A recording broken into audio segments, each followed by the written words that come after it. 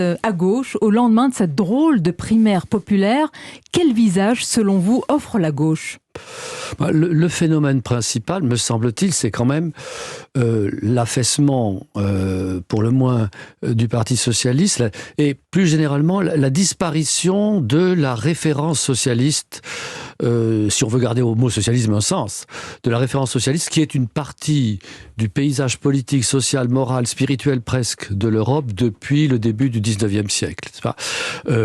C'était quand même une des grandes composantes de la vie européenne que ce mouvement qui, naissant de l'économie moderne, des ouvriers rassemblés dans l'usine, dans l'atelier, découvraient leur force, une nouvelle justice et promettait ou se promettait une nouvelle forme de vie sociale, enfin juste, enfin égale.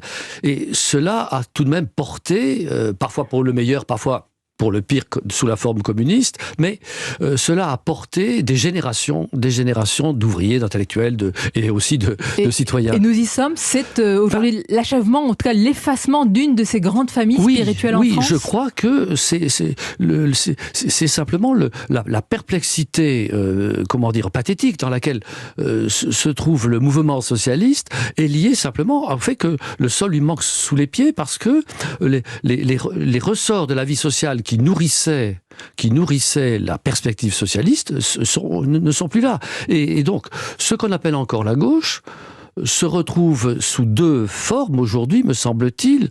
D'une part, du côté, disons, de la France insoumise, là, c'est la recherche, je dirais, d'un nouveau peuple, un peuple qui n'est plus le peuple socialiste, le peuple prolétaire, qui s'est évaporé, ou qui s'est dispersé, fragmenté. Donc c'est un nouveau peuple que Jean-Luc Mélenchon, à la recherche duquel Jean-Luc Mélenchon est parti. Lequel, selon vous, Pierre Manant ?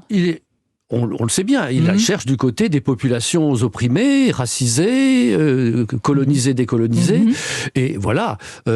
Cela dit, ce qui est la stérilité de cette démarche, en dehors de toute autre considération, à mes yeux, c'est que le socialisme originel partait du mouvement même de la société capitaliste, moderne, scientifique, technologique, tandis que là, c'est une démarche totalement arbitraire, d'une certaine façon, de décider que certaines populations, parce que elles ont eu un certain rôle dans l'histoire, ou ont subi certaines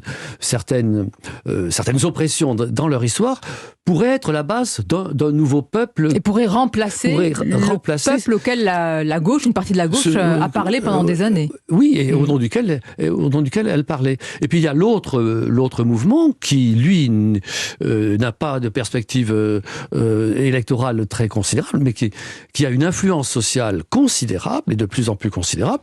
C'est le mouvement qu'on peut dire éco-féministe, déconstructionniste, n'est-ce pas ? Parce que là, c'est une toute autre perspective. C'est l'idée que, n'est-ce pas, tout lien social comportant domination, il faut remettre la société à plat, dissoudre, défaire la société dans ses éléments constitutifs, qui sont les volontés individuelles, les consentements individuels, pour faire en sorte que jamais un lien n'échappe, en quelque sorte, au consentement individuel. Est-ce que pour vous, c'est l'idéologie de la table